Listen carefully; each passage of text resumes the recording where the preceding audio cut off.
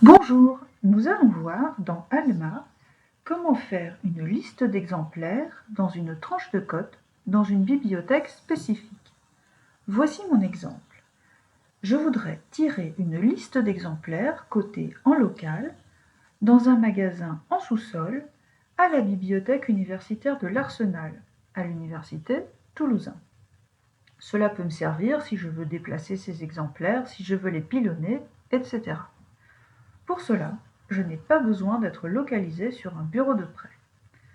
Je vais sélectionner dans ma zone de recherche exemplaires physiques.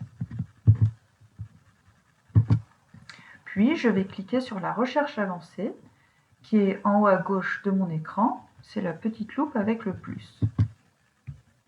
J'ai 3 zones de recherche.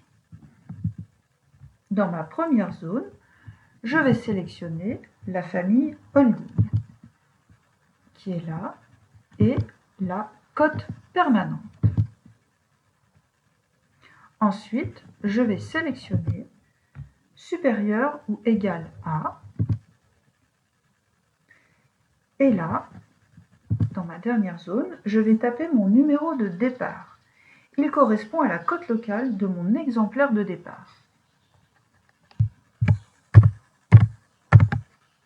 Pour rappel, une notice de holding contient toutes les infos communes à tous les exemplaires que l'on peut avoir pour un titre donné, leur localisation, leurs différentes bibliothèques, leur cote et leur type de cote.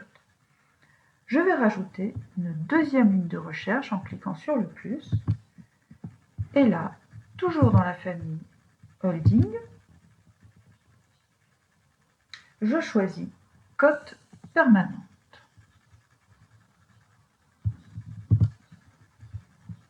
Ensuite, je choisis inférieur ou égal à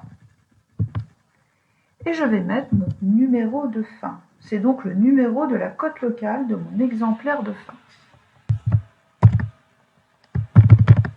Je vais tirer une liste de mes exemplaires cotés en local de la tranche 3594 à 59 776. Mais j'ai besoin d'indiquer à Alma le type de cote. Dans notre cas, il s'agit d'une cote locale. Je rajoute donc, en cliquant sur le plus, une troisième ligne de recherche et toujours dans la famille Holding,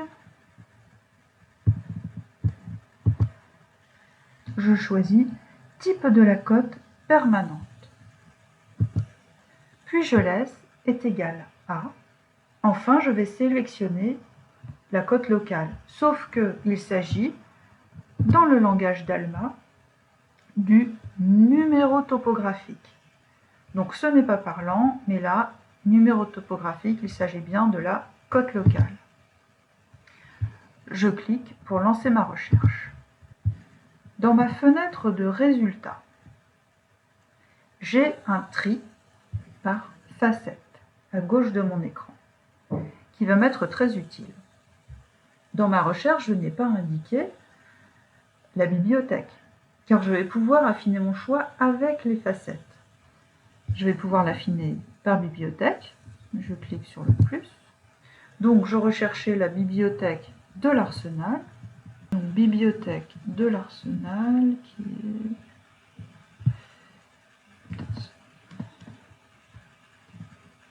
Voilà, bibliothèque de l'Arsenal. Quand vous passez votre curseur dessus, ça s'affiche en toutes lettres.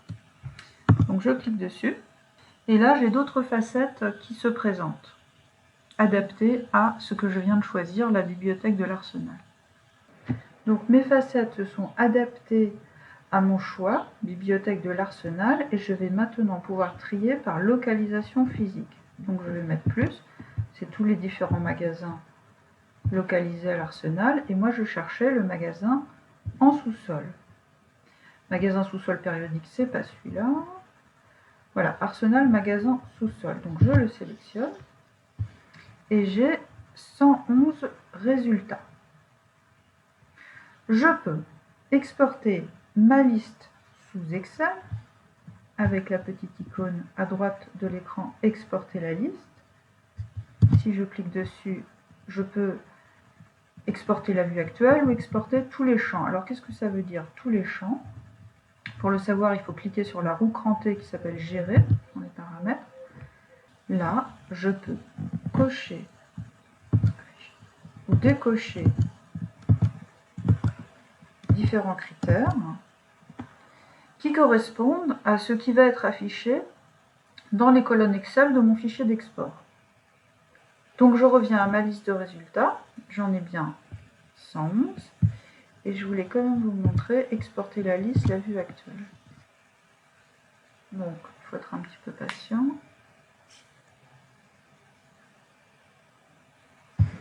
On va l'ouvrir. Okay. Donc là vous avez la tête de votre fichier d'export. Donc là j'ai bien mes 111 exemplaires. Voilà. Je ferme et je reviens à ma liste de résultats. Donc nous avons vu comment faire une liste d'exemplaires à partir d'une tranche de code local dans un espace spécifique d'une bibliothèque et comment exporter cette liste sous Excel. À bientôt!